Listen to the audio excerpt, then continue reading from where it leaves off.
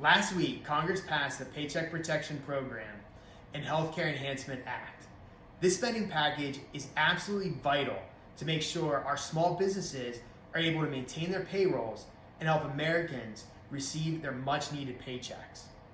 This package includes $310 billion in forgivable loans for small businesses. Additionally, there's $60 billion in funding for the SBA's Economic Injury Disaster Loans and Grants Program. This package also provides $75 billion in aid for our hospitals and healthcare providers.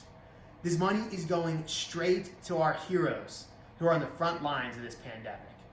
And on top of all that, there will be $25 billion in funding to expand testing, giving us the data that we need to responsibly manage reopening our country for business and getting Americans back to work. The highly successful and popular Paycheck Protection Program ran dry nearly 2 weeks ago. Republicans pushed for replenishment more than a week before funds hit zero. But sadly, my colleagues on the left once again reverted to putting politics above the American people. The White House requested additional funding for PPP on April 7th. 2 days later, Senate Democrats blocked a Republican proposal for more funding.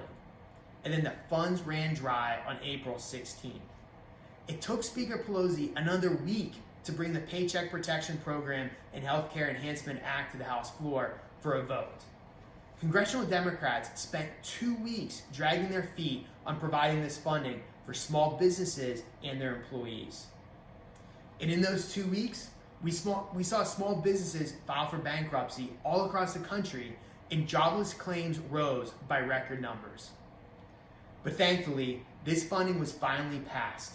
The Paycheck Protection Program has proven its worth and is extremely effective in keeping Americans employed and receiving steady paychecks. 1.6 million small businesses were approved for loans, and the Treasury Department estimates that PPP has saved 30 million jobs so far. I'm glad to see that Congress was finally able to get this funding passed so we can help small businesses right here in southwestern Pennsylvania.